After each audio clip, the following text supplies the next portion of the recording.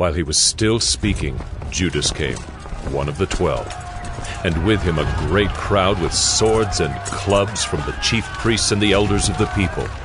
Now the betrayer had given them a sign, saying, "The one who will kiss is the man. Seize him." And he came up to Jesus at once and said, "Greetings, Rabbi." And he kissed him. Jesus said to him, "Friend, do what you came to do." Then they came up and laid hands on Jesus and seized him. And behold, one of those who were with Jesus stretched out his hand and drew his sword and struck the servant of the high priest and cut off his ear.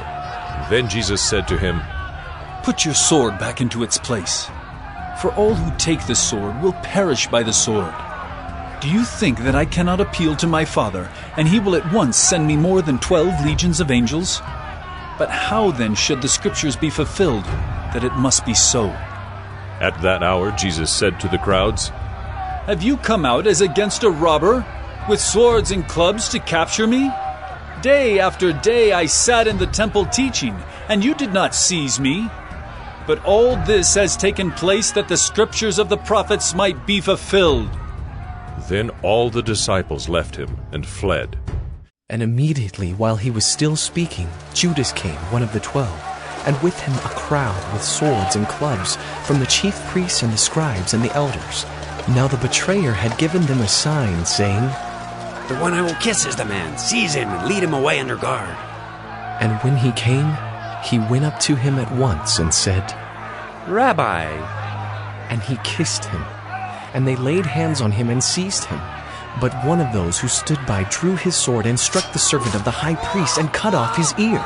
And Jesus said to them, "Have you come out as against a robber, with swords and clubs to capture me?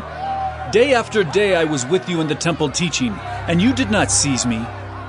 But let the Scriptures be fulfilled." And they all left him and fled.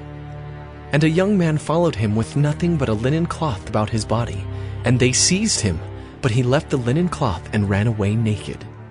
While he was still speaking, there came a crowd, and the man called Judas, one of the 12, was leading them. He drew near to Jesus to kiss him. But Jesus said to him, "Judas, would you betray the Son of Man with a kiss?" And when those who were around him saw what would follow, they said, "Lord, shall we strike with the sword?" And one of them struck the servant of the high priest and cut off his right ear. But Jesus said, "No more of this." And he touched his ear and healed him. Then Jesus said to the chief priests and officers of the temple and elders who had come out against him, "Have you come out as against a robber, with swords and clubs?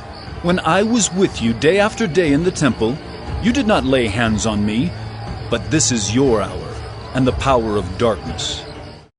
Now Judas, who betrayed him, also knew the place, for Jesus often met there with his disciples. So Judas, having procured a band of soldiers and some officers from the chief priests and the Pharisees, went there with lanterns and torches and weapons.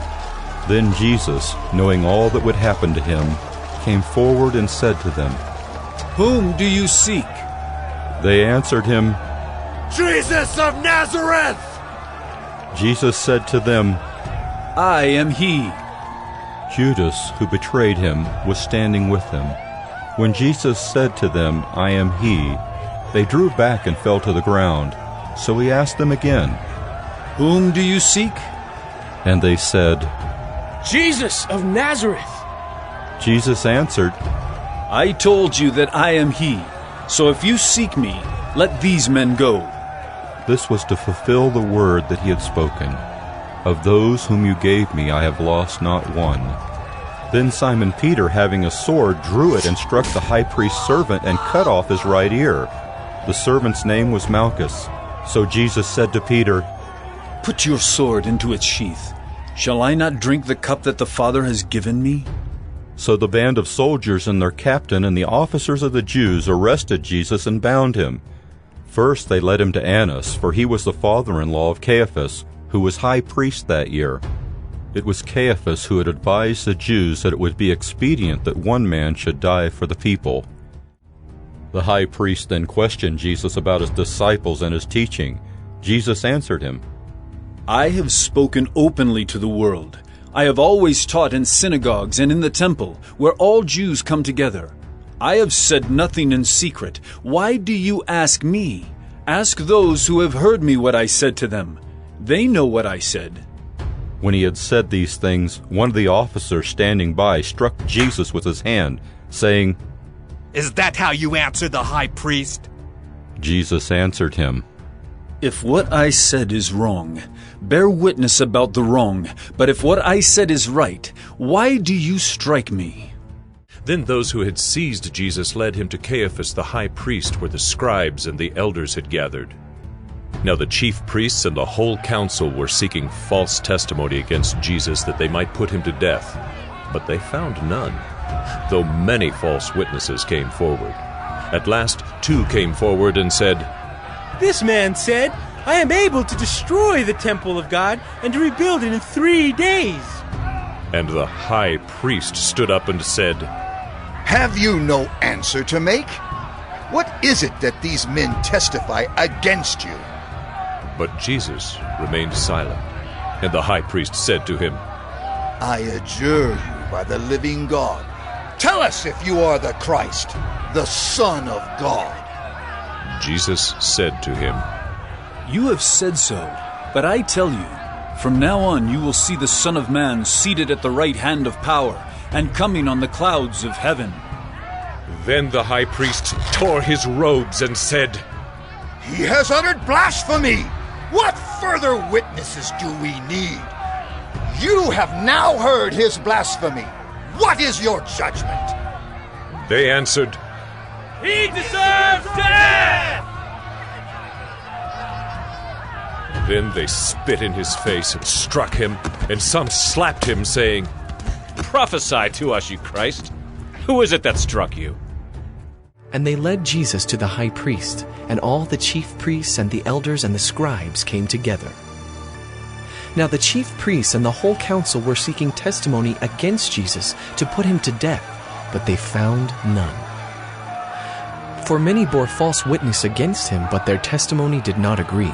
And some stood up and bore false witness against him, saying, "We heard him say, 'I will destroy this temple that is made with hands, and in 3 days I will build another, not made with hands.'" Yet even about this their testimony did not agree. And the high priest stood up in the midst and asked Jesus, "Have you no answer to make? What is it that these men testify against you?" But he remained silent and made no answer.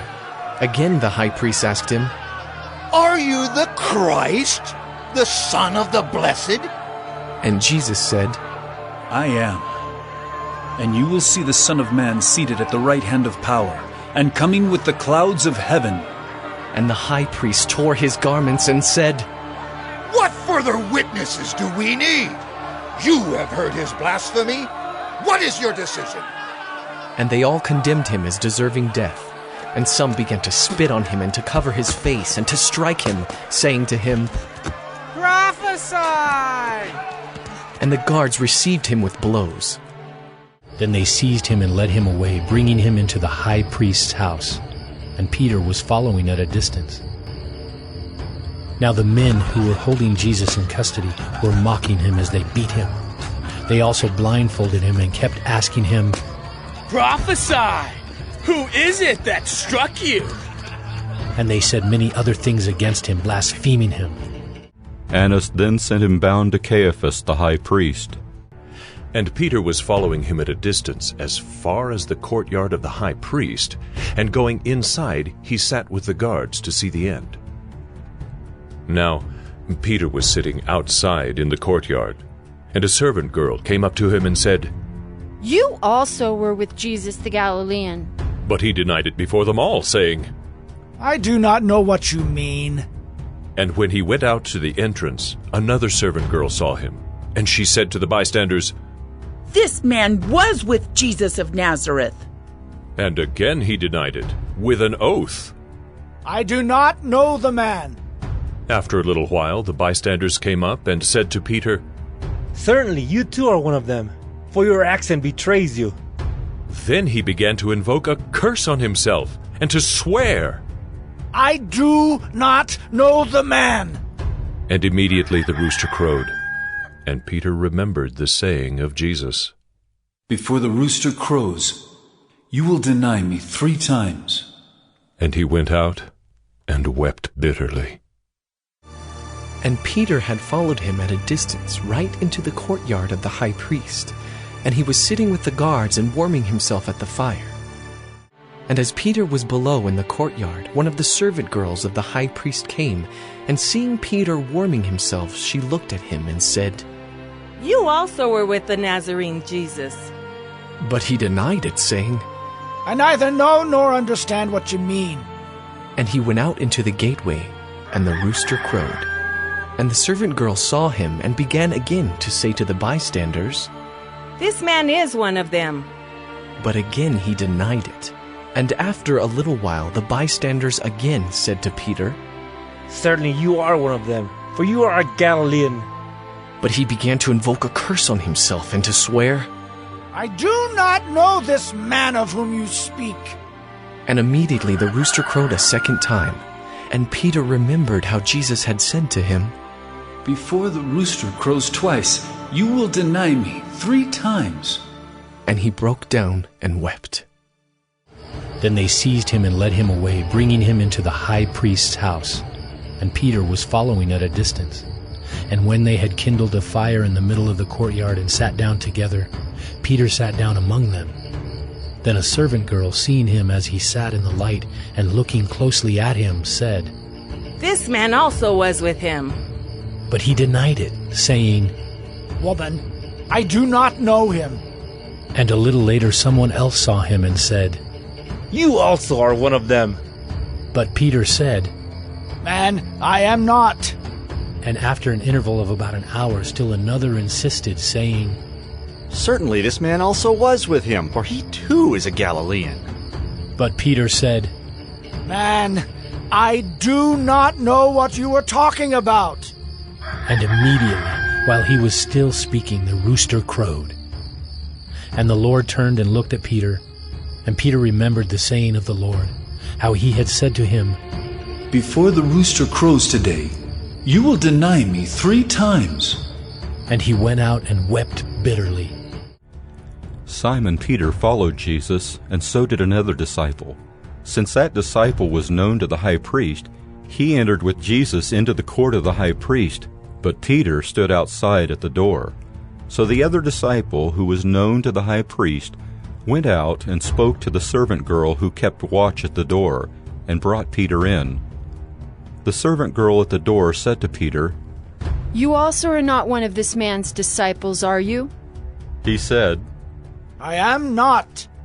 Now the servants and officers had made a charcoal fire because it was cold, and they were standing and warming themselves. Peter also was with them, standing and warming himself. Now Simon Peter was standing and warming himself. So they said to him, "You also are not one of his disciples, are you?" He denied it and said, "I am not." One of the servants of the high priest, a relative of the man whose ear Peter had cut off, asked, "Did I not see you in the garden with him?" Peter again denied it, and at once a rooster crowed. When morning came, all the chief priests and the elders of the people took counsel against Jesus to put him to death. And as soon as it was morning, the chief priests held a consultation with the elders and scribes and the whole council. When day came, the assembly of the elders of the people gathered together, both chief priests and scribes, and they led him away to their council. And they said, "If you are the Christ, tell us!" But he said to them, "If I tell you, you will not believe, and if I ask you, you will not answer. But from now on the Son of Man shall be seated at the right hand of the power of God." So they all said, "Are you the Son of God, then?"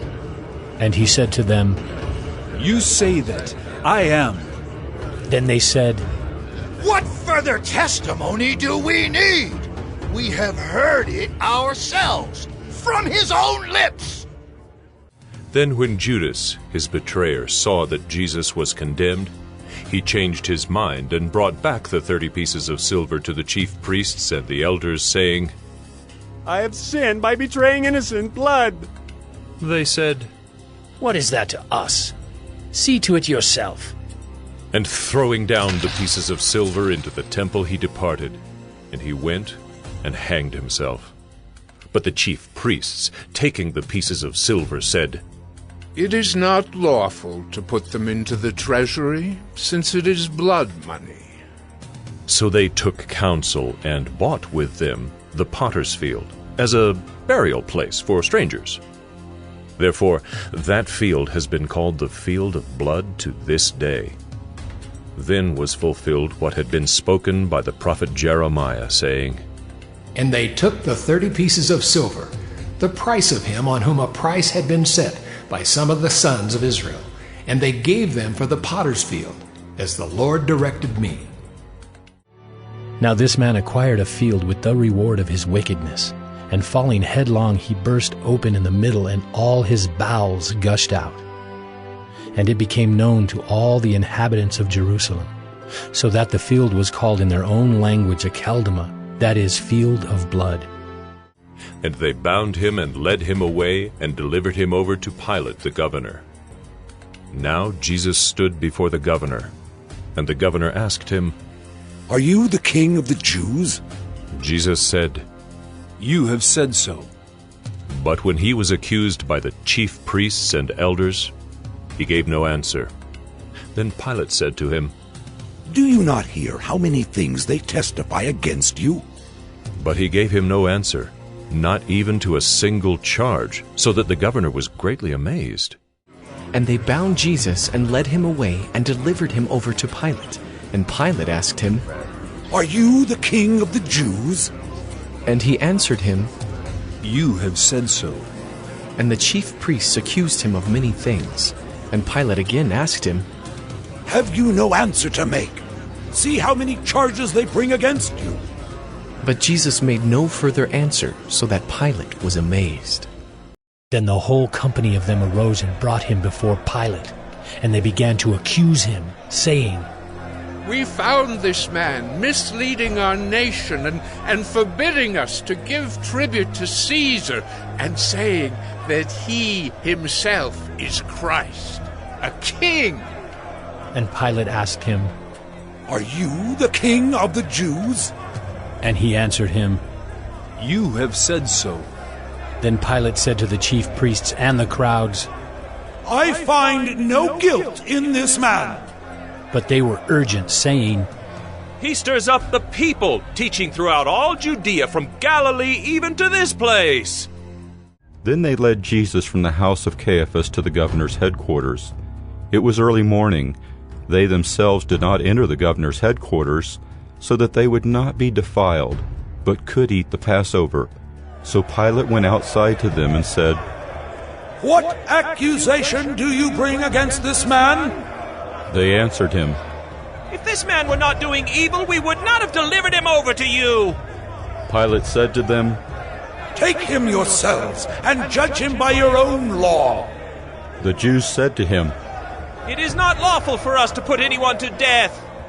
This was to fulfill the word that Jesus had spoken, to show by what kind of death he was going to die. So Pilate entered his headquarters again and called Jesus and said to him, "Are you the king of the Jews?" Jesus answered, "Do you say this of your own accord, or did others say it to you about me?" Pilate answered, "Am I a Jew? Your own nation and the chief priests have delivered you over to me. What have you done?" Jesus answered, "My kingdom is not of this world. If my kingdom were of this world, my servants would have been fighting, that I might not be delivered over to the Jews. But my kingdom is not from the world." Then Pilate said to him, "So you are a king?" Jesus answered, "You say that I am a king.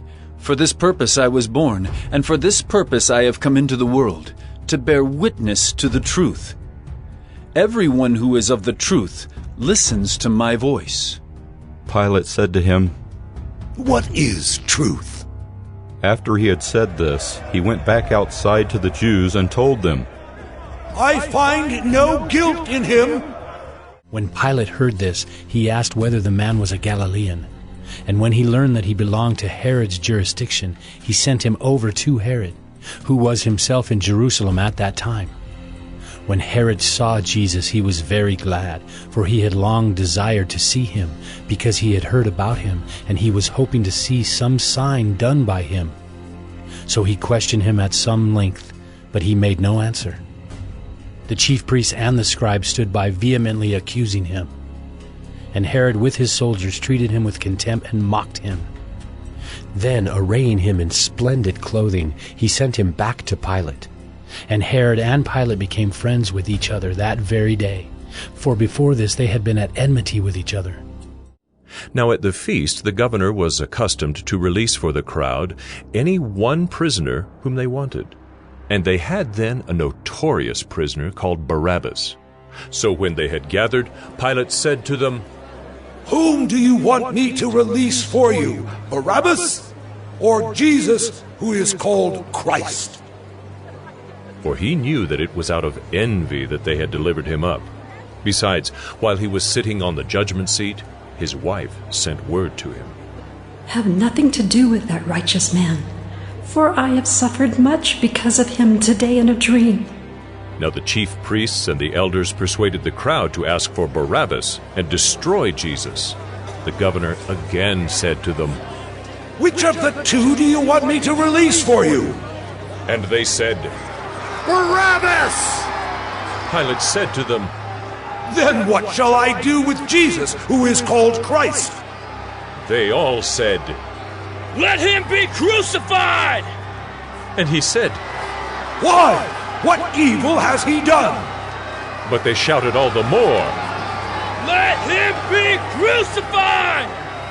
So when Pilate saw that he was gaining nothing, but rather that a riot was beginning, he took water and washed his hands before the crowd, saying, "I am innocent of this man's blood.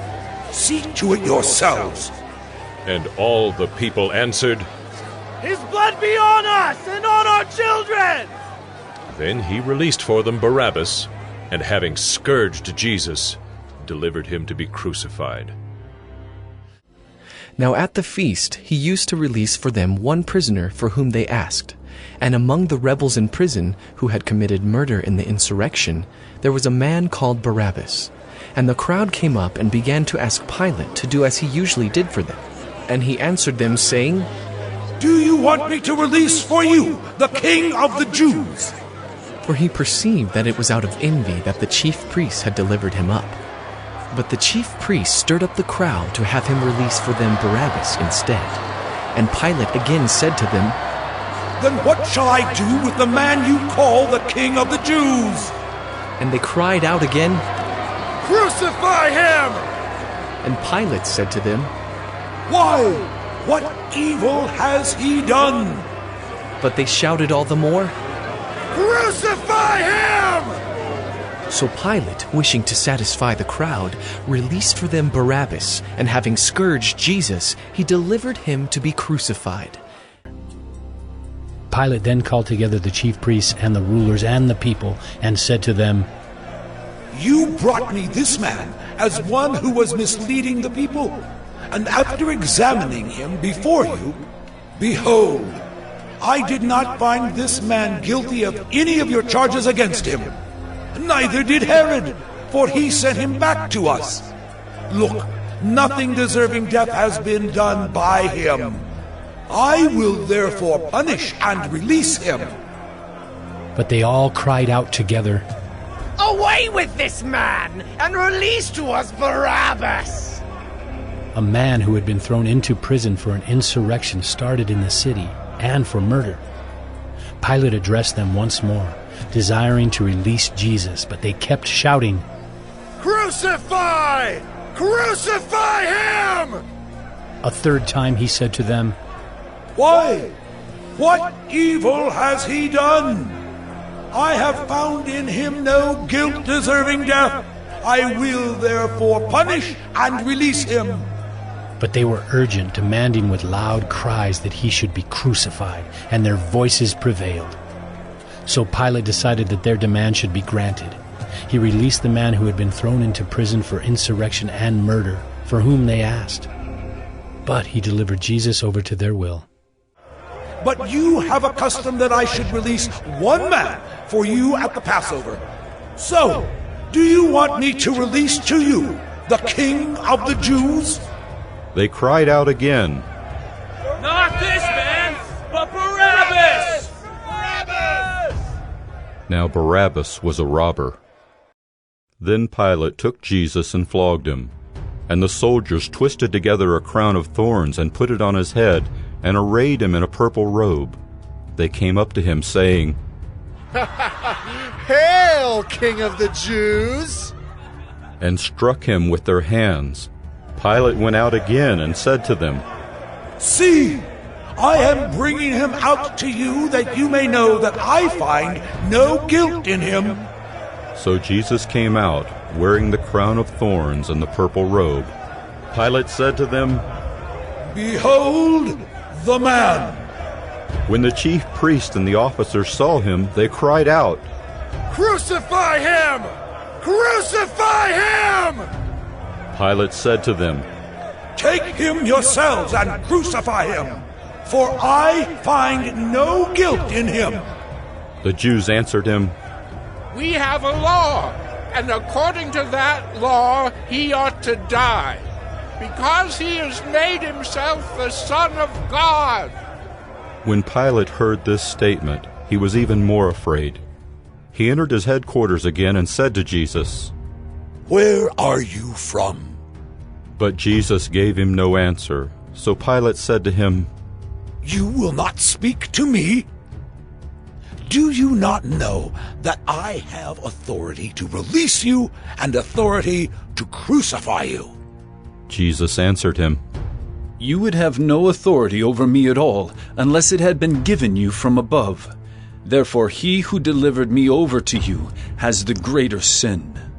From then on, Pilate sought to release him, but the Jews cried out, If you release this man, you are not Caesar's friend. Everyone who makes himself a king opposes Caesar! So when Pilate heard these words, he brought Jesus out and sat down on the judgment seat at a place called the Stone Pavement, and in Aramaic, Gabbatha. Now it was the day of preparation of the Passover. It was about the 6th hour. He said to the Jews, Behold your king! They cried out, Away with him! Away with him! Crucify him! Pilate said to them, Shall I crucify your king?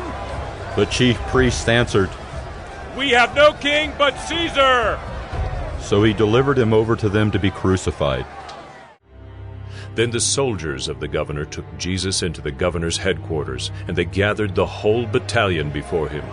And they stripped him, and put a scarlet robe on him, and twisting together a crown of thorns, they put it on his head, and put a reed in his right hand.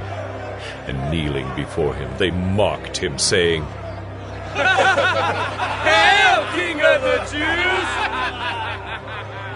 And they spit on him, and took the reed, and struck him on the head.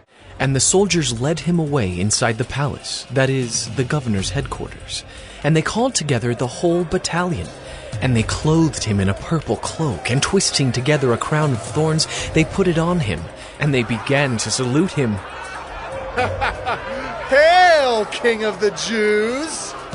And they were striking his head with a reed, and spitting on him, and kneeling down in homage to him. And when they had mocked him, they stripped him of the robe, and put his own clothes on him, and led him away to crucify him. As they went out, they found a man of Cyrene, Simon by name. They compelled this man to carry his cross. And when they came to a place called Golgotha, which means place of a skull, they offered him wine to drink, mixed with gall. But when he tasted it, he would not drink it. And when they had mocked him, they stripped him of the purple cloak, and put his own clothes on him. And they led him out to crucify him. And they compelled a passerby, Simon of Cyrene, who was coming in from the country, the father of Alexander and Rufus, to carry his cross. And they brought him to the place called Golgotha, which means place of a skull. And they offered him wine mixed with myrrh, but he did not take it. And as they led him away, they seized one Simon of Cyrene, who was coming in from the country, and laid on him the cross to carry it behind Jesus.